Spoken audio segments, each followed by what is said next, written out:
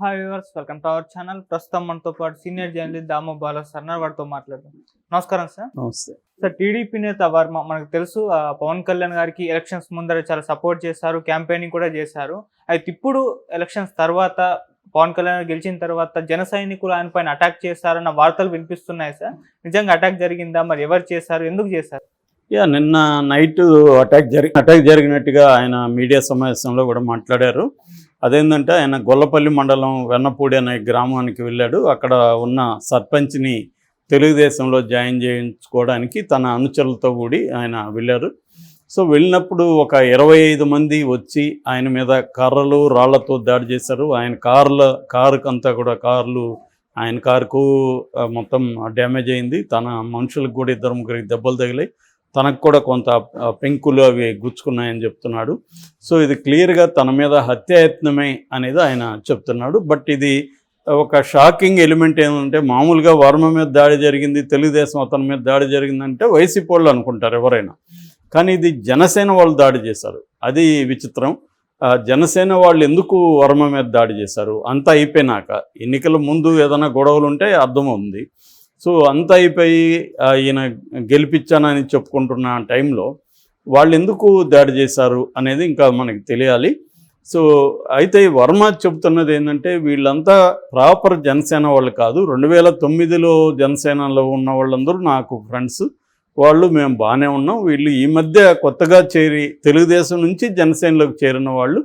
So వీళ్ళు ఉదయ శ్రీనివాస్ ఎవరైతే ఉన్నారో, Kakinada MP, tea time Uday అంటారు ఆయన అనుచరులు, ఆయనే చేయించాడు అనేది ఇంకొంత పెద్ద ఆరోపణ అది.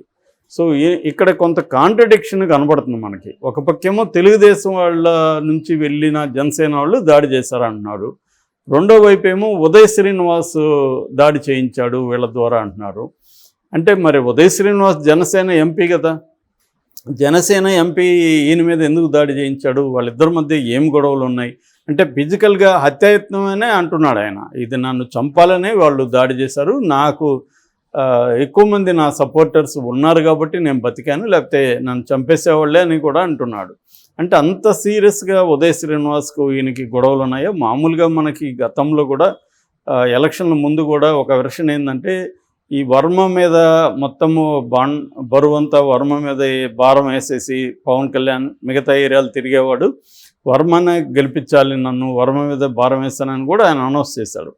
అయితే అక్కడ జన సైనికుల్లో కొంత అసంతృప్తి ఉంది తెలుగుదేశం వాళ్ళ పట్ల. బిగినింగ్లో కొంతమంది ఆడియోలు కూడా పెట్టారు, మమ్మల్ని మాత్రం పవన్ కళ్యాణ్ కలవనీయకుండా ఈ వర్మ బ్యాచ్ అడ్డుకుంటున్నారు, వాళ్ళేమో ఎవరు వచ్చినా కూడా కల్పిస్తూ ఉన్నారు అని చెప్పినప్పుడు, పవన్ కళ్యాణ్ దానికి సంబంధించి నా బ్లేడ్ బ్యాచ్ తిరుగుతూ ఉంది, వాళ్ళు నన్ను నా సెక్యూరిటీని గాయపరుస్తున్నారు అనేది కూడా ఒక స్టేట్మెంట్ ఇచ్చాడు. అందుకే నేను అందరినీ కలవట్లేదని.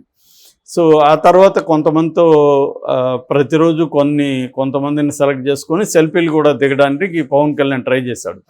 ఇలాగా బిగినింగ్ నుంచి కూడా వర్మ, టీడీపీలో ఉన్న వర్మ గ్రూప్కి జనసేనలో ఉన్న కొంతమందికి పడట్లేదనేది తెలుస్తుంది.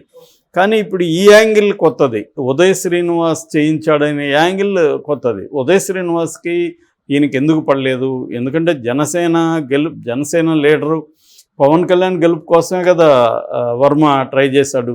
మరి వర్మ గెలిపించాడు కదా, 70,000 మెజార్టీ వచ్చిందంటే వర్మ హ్యాండ్ లేకుండా వచ్చే ప్రసక్తి లేదు అక్కడ. వర్మ కానీ ఓడించాలనుకుంటుంటే ఖచ్చితంగా నెగిటివ్గా పనిచేస్తుంటే ఖచ్చితంగా ఇబ్బంది అండేది, లేదా మెజార్టీ డ్రాస్టిక్గా పడిపోయింది. మరి 70,000 మెజార్టీ ఎలా వచ్చింది వర్మ చేయకపోతే? మరి వర్మ చేయలేదా? వర్మ చేయకుండానే 70,000 మెజార్టీ గెలిచాడా పవన్ కళ్యాణ్? వర్మ చేయలేదు కాబట్టి దాడి చేశారా? ఇవన్నీ వర్మ ఏం చెప్పట్లేదు. ఎందుకు నా మీద దాడి చేశారనే కారణం చెప్పట్లేదు వర్మ.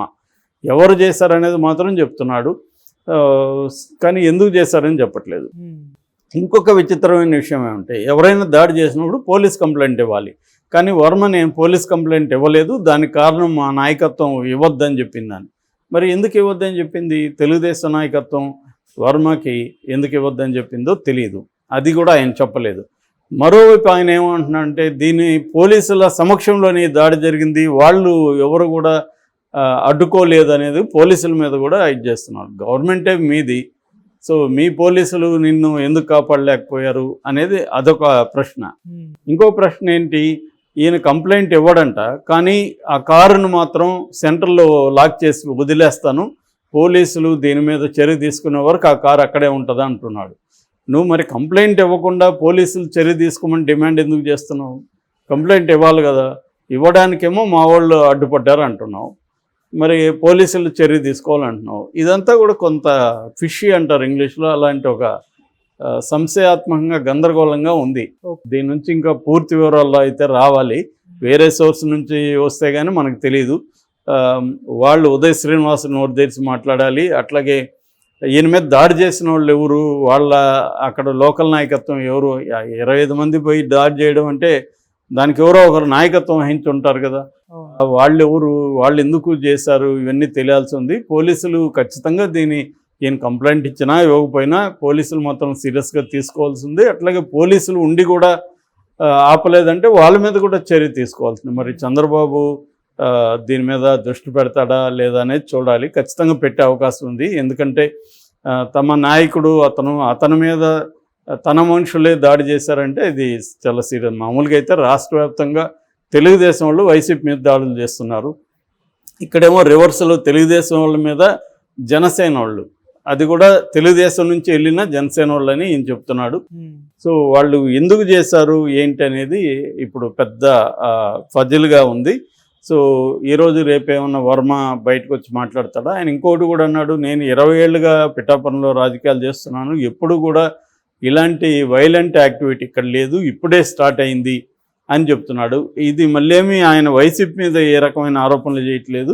క్లియర్గా జనసేనకి తెలుగుదేశానికి మధ్య గొడవగానే ఇది కనబడుతుంది. జనసేనలో కూడా 2-3 గ్రూపులు ఉన్నట్టుగా మనకు అక్కడ అర్థమవుతుంది ఈయన చెప్పే ప్రకారం. అంటే ట్రెడిషనల్గా జనసేనలో ఉన్నవేంటి అదంతా కూడా వర్మ ఏమి చెప్పట్లేదు. ఉదయ్ శ్రీనివాస్ నోరు తెరిచి చెప్తే కానీ ఇది జరగదు. ఇది ఇంకా పెద్దదవుతుంది. ఎందుకంటే హత్యాయత్నం అంటే it's attempt to murder case పెట్టాలి, మరి ఉదయ్ శ్రీనివాస్ మీద కూడా పెట్టాలా? ఈ మన మధ్య గొడవలు వస్తే ఇది స్టేట్ లెవెల్లో ఇష్యూ అవుతుందని ఏమన్నా ఆయన కేంద్ర అంటే రాష్ట్ర నాయకత్వం ఆపిందా కేసు పెట్టద్దని? కేసు పెట్టకపోయినా ఆయన ఓపెన్గానే వచ్చి మాట్లాడాడంటే చాలు. కేసు పెట్టడం అనేది లీగల్ వ్యవహారం. లీగల్ కూడా పోలీసులు సుమోటోగా తీసుకుంటారు ఖచ్చితంగా. ఎందుకంటే ఆయన వచ్చి మాట్లాడి నా మీద అత్యాయత్నం జరిగిందని చెప్తున్నప్పుడు పోలీసులు కేసు పెట్టినా పెట్టకపోయినా సుమోటోగా తీసుకుంటారు, కేసు పెట్టమని అడుగుతారు కూడా. కేసు పెట్టకపోవడం కూడా కరెక్ట్ కాదు. ఎందుకంటే మన మనుషులు కాబట్టి కేసు పెట్టద్దంటే ఎలాగా? ఎవరైనా రేపు నీ మీద దాడి చేశారు కాబట్టి అది ఖచ్చితంగా కేసు పెట్టాల్సిన అవసరం ఉంది. అది హత్య ప్రయత్నం కాబట్టి. మరి నెక్స్ట్ కేసు రిజిస్టర్ అవుతుందా, దీని మీద ఎఫ్ఐఆర్ నమోదు చేస్తారా వాళ్ళు, లేదా సుమోటోగా కూడా చేయొచ్చు. సుమోటోగా కూడా ఎఫ్ఐఆర్ రిజిస్టర్ చేసి అరెస్ట్ చేయొచ్చు. మరి ఈరోజు ఏమన్నా అరెస్టులు చేస్తారా ఏందనేది మనం చూడాలి. Okay sir, thank you so much.